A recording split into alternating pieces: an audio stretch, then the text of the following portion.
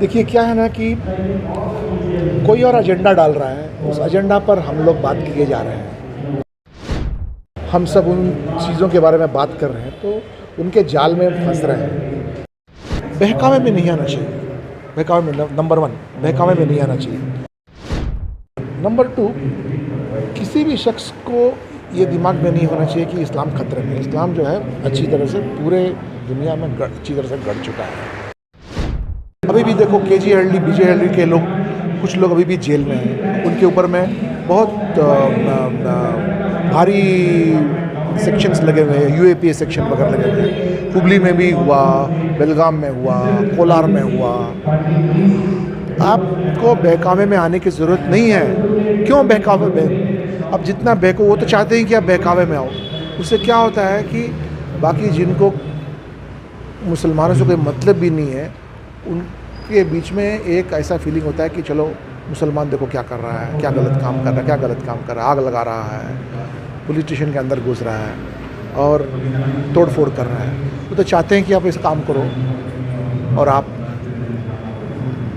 जाल में आ गए।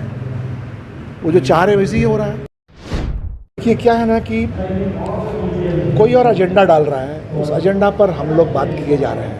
हम लोगों को उन सब एजेंडा पर गौर करने की ज़रूरत नहीं है। जब आपको अपने पास कुछ बोलने के लिए नहीं है तो अगर आप फ़िरका परस्ती बातें सामने रखने के बाद में हम सब उन चीज़ों के बारे में बात कर रहे हैं तो उनके जाल में फंस रहे हैं।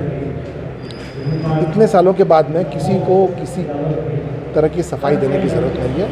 Constitution is supreme.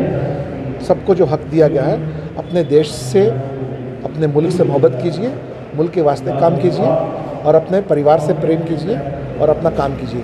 किसी को कोई सफाई देने की ज़रूरत नहीं है या तो आंसर करने की ज़रूरत नहीं है, क्योंकि कोई और एजेंडा सेट करता है। उस एजेंडा के बारे में हम लोग बैठ के बात करते हैं और हम अपना एजेंडा सेट करेंगे। काम की बात करेंगे हम, अमन की बात करेंगे हम और भाईचारे की बात करेंगे। इसके बारे में बात करने के लिए कोई आगे आ सकता है तो कीजिए। अगर वो इस तरह का एजेंडा रखते हैं और हम उसके बारे में अगर बातें करना शुरू कर दें तो इसका मतलब है कि हम उस जाल में आके फंस चुके हैं करके।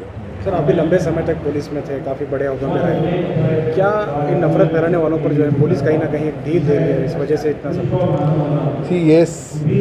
ये नफ़रत फैलाना वगैरह वगैरह जो है हुकूमत और सियासत से ये सब शुरू होती है। सर, ये पुलिस जो है सियासत का एक पार्ट है बस।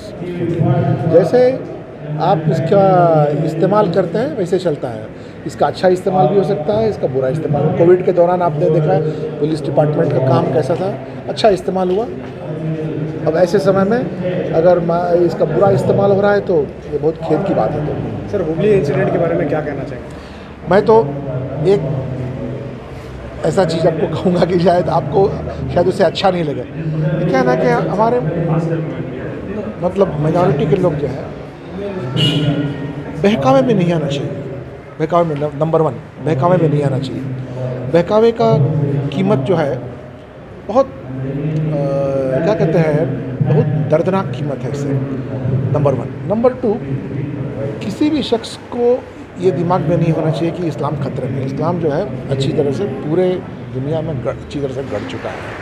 छोटी छोटी बातों में इस्लाम खतरे में है और मैं इस्लाम के वास्ते जंग करने निकला हूँ करके आप अपना काम करो, इस्लाम आपकी रखवाली करेगा।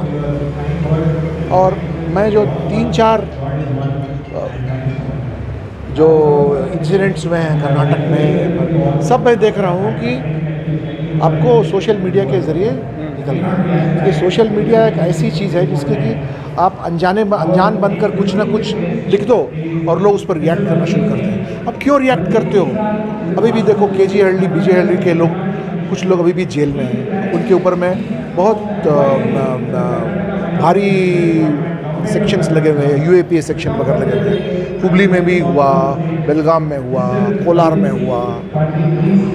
आपको बहकावे में आने की ज़रूरत नहीं है। क्यों बहकावे में?